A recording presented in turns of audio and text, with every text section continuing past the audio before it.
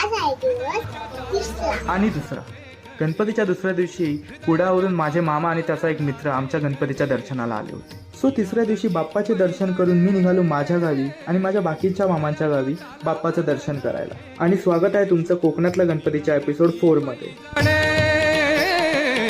उजळली त्रिभुवने प्रकाशली सारी मने, उजळली त्रिभुवने प्रकाशली सारी मने, छंद घुमे आनंदाचा आद, हृदयाच्या तालावर नाचे गणेशू, निनादती पैजणे,